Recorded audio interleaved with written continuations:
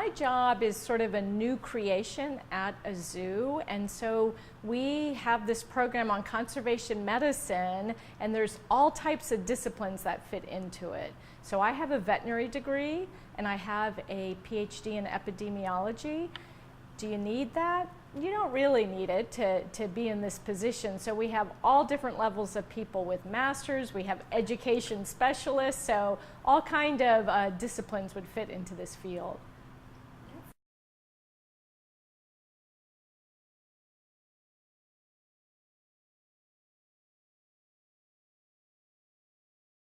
I have now at the zoo for about the last 6 years, again, is a job that we created. There was very few of these kind of programs at AZA zoos, and really over the years I've been very fortunate to work for zoos as a clinician, working in the field, and really trying to understand some of the disease issues that affect populations, both in zoos but also in the wild. So that kind of experience, years of working in zoos led up to being able to create this job here at the zoo.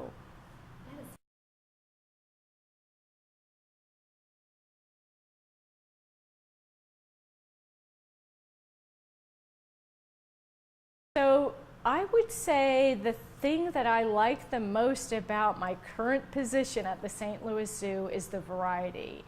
So I would say there's never a, quote, normal day here, so we can spend a lot of time at our desk writing, putting together presentations to share information that we learn. We get to be in the field quite a bit, looking at animals and trying to understand whether they're healthy, how they move around in the environment, some of the impacts that might be threatening their survival. So I guess if the question is, what do I like the most about my job? Most days I like the interaction with the animals and really being able to know that I'm helping a population or a species. But increasingly, and as the years roll on, I think what I really enjoy is seeing sort of the younger generation really want to get involved in conservation for species.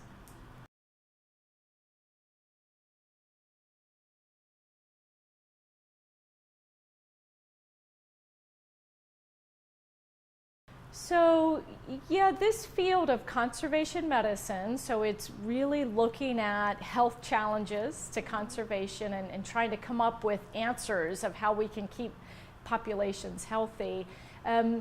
Sort of, if I were a student today and thinking, what am I going to do in the field of conservation? I guess if the health side of it, the medicine side of it really interests you, I would pursue things that whether it's actually getting a veterinary degree or a veterinary technician degree or something that has the more medical side of it, that would be one avenue to go into this field. But I would also say, and I say this a lot to students, there are many different roles we have and we need in this field. So you can be an educator like yourself, right? You can be a technician like Jamie Palmer, who's also in our program. We have a woman that has a master's degree in molecular biology. So that's the beauty of conservation medicine. You should follow your passion in some aspect of conservation. So it sounds like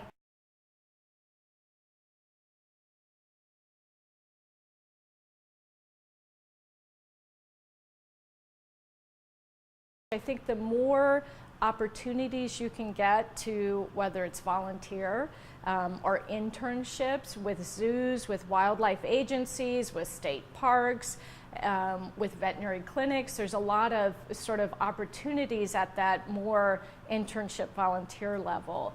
There are actually now programs, so educational programs at universities. So here in St. Louis, Fontbonne University has a One Health minor, which is pretty awesome. So, you know, if you're in college, you can get this One Health minor that really sets you up for whether you want to go on to veterinary school or further graduate school in some aspect of conservation.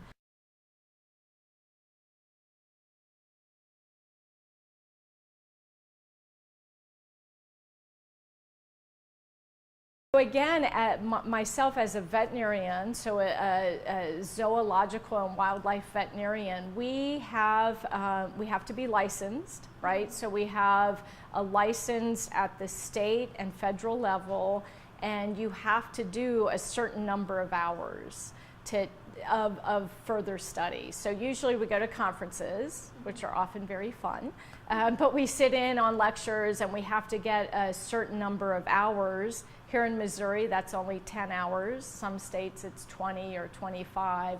So you do have to continue by learning from other folks and sitting in on workshops and lectures. And in this very diverse field with all these different expertise, you realize how much you have to lean on other folks that have, you know, dedicated their sort of career to some part of it that I haven't. And so there's that collaborative side, and we learn a lot from each other.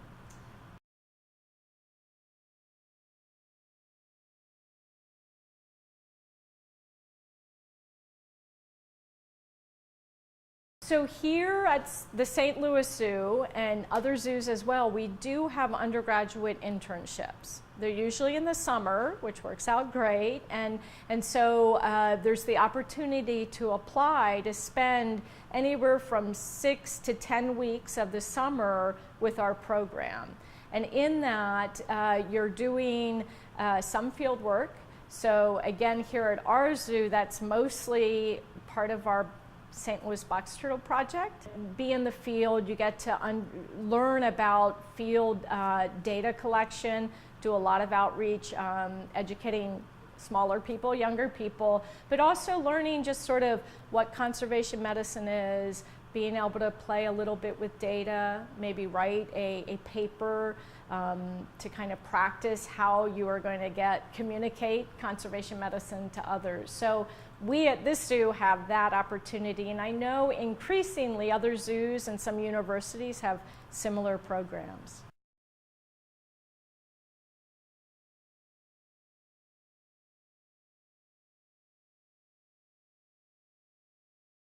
Conservation medicine / One Health, which in my mind is very much the same thing. It's trying to understand the relationship of animal, human, and environmental health and how they each impact one another, is growing exponentially. So this program we have started 5.5 years ago. It did not exist at this zoo. I think other zoos are creating programs similar to this.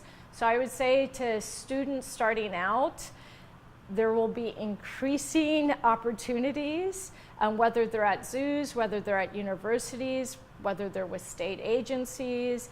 There are so many avenues as this sort of movement expands. And one other thing I would say to students that may have a health bent or are interested in the medical fields, if you decide you're interested in the human medical side of things, you too can be a conservation medicine practitioner, because it's very important as we strive for human health answers that we look at it in the context of sort of biodiversity conservation.